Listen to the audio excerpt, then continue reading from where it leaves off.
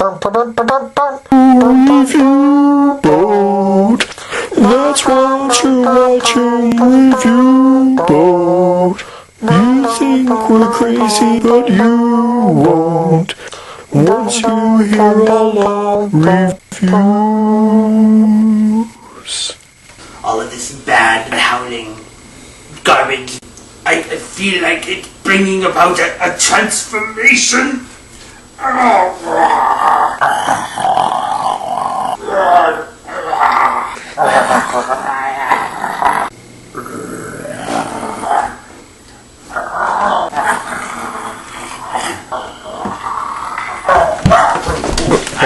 did not think that through. Cut to the review. Cut to the review. You might want to watch your head there, Bustin. We are to our third of the fourth part of our coverage of the Howling franchise, and we are finally finishing up the third and final book in this run. Howling 3, as a book, is likely to throw off people who have not looked at the films, because as far as I can tell, Brandner just basically decided, hey, everyone liked that movie that came out a few years ago, why don't I write a sequel to that instead of writing a sequel to my first two books? For instance, you learn that Chris received his silver bullets not from a gunsmith as he did in the original novel, but from an occult shop owner as he did in the movie. And I guess it's understandable considering that Gary Brandner was probably working on the screenplay to Howling 2, the film, around the same time he was writing this book, in 1985. So the story follows this teenage boy named Malcolm, who is one of the sole survivors of the burning down of the town of Drago. A divorced sheriff and a female doctor, as they're both going after Malcolm and trying to keep him away from an evil Dr. Pastory who wants to exploit him, as well as his werewolf father, a man named Derek. This teenage boy who is slowly discovering that he's a werewolf, and having to decide which path he's going to take. Is he going to try to live as a normal human, or is he going to try to embrace the werewolf culture? Since I'm talking about adaptations, I really feel like maybe I should have saved the review of Howling Reborn for this book. I'd say this book is definitely an improvement over the second one, although the lack of continuity is quite frustrating. Now, as for the adaptations. Of course, we have the film Howling 3. What's so funny, fellow?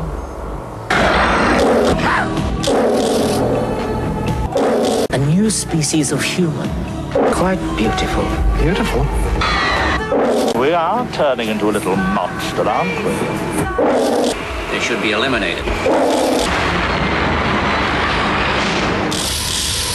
Howling 3. Now, Philippe Mora came back to direct Howling 3 just as he had directed Howling 2. When people heard the title Marsupials, they were indeed expecting were-kangaroos, which it would not be surprising for Mora considering that his movie The Beast Within featured a were-cicada. It's mildly based off of some ideas in the third novel. The novel has no marsupial werewolves in it, but it moves the events from California to Australia. It follows a young woman who has left her tribe of werewolves in the town of Flo, which of course is goblin spelled backwards, and gets involved in the Sydney filmmaking scene. She gains a boyfriend with whom she conceives a marsupial werewolf child. Meanwhile, there's this werewolf expert / university professor who has been investigating werewolves for the longest time. He's following a Russian ballerina werewolf who has gone there. And both through experimentation and interrogation, he learns more about the werewolves and comes to sympathize with them. So the novels attempt to present a more sympathetic group of werewolves and to actually explore the werewolf culture is retained in the movie, as is the idea of scientists strapping down werewolves and manipulating them in order to cause them to transform. It's not even really a sequel to the first two movies, although it has a few homages to the original, including a ridiculous werewolf transformation scene happening in a movie within the movie that seems to be a spoof of the transformation sequence from the first Howling, as well as the transformations from An American Werewolf in London and The Beast Within. If there's one other thing that both the book and the film have in common, it's that once you get to the third act, they just sort of fall apart. In the book, the problem is that the climax is just not very climactic. When everyone finally gets together, it all just sort of feels like Brandner's trying to wrap things up. Whereas in the Howling 3 film, the military starts going after the werewolves, and then someone summons a werewolf spirit, and then a bunch of years pass, and it just becomes a jumbled mess at the end. But as a low-budget satirical werewolf film, Howling 3 is 2/3 of a fairly decent movie. The book also received a second adaptation, if we're not counting The Howling Reborn. We have Howling 6. The world will look at you with awe. As long as you're with me, they'll never again call you freak. But here is the most astonishing. Your guest has a little secret. The most deadly. Stand back, he's dangerous. The most terrifying exhibit of all. I'm the new entertainment. You get this thing taken care of. Find out whoever or whatever is to blame. Kill it, arrest it. I don't care which. Howling 6. The Freaks. The aspect of the book that is brought in is from the third act, in which Malcolm, after escaping from Dr. Pastori's lab, joins a freak show at a carnival. In the film, a werewolf drifter comes into a small town, volunteers his help in rebuilding a church, and then a carnival arrives that's being led by a man named Harker. Now, any fan of horror novels at that point is going to roll their eyes and know exactly what the secret of Mr. Harker is. In this character, Harker, we see a combination of two characters from the book.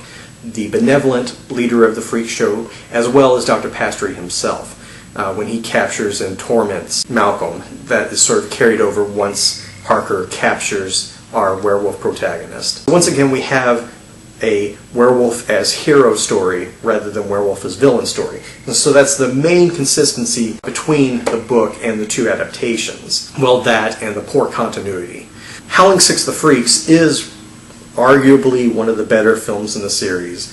It feels too disconnected from the rest of them to really even feel like it counts. I mean, even in a series with terrible continuity, they always still felt like they were dealing with a certain kind of werewolf. You can slap marsupial pouches on them, but at least they are werewolves who can transform whenever they want, and they turn into giant dog creatures. They don't turn into guys with hairy patches attached to their face. So that wraps up the direct adaptations. We still have 2 movies left that are still based off of the trilogy of books, and we'll see how those turn out. But until then, I'll remind you that I put the cool in Cine-cool. And little known fact, if you look very, very carefully in the background of 3, since it's filmed in Australia, you can almost see Clive Turner waiting in the bushes, just waiting for that right moment to pounce and take over and ruin the franchise even more.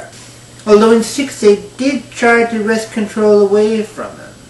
So we get Bruce Payne. Bam, bam, bam.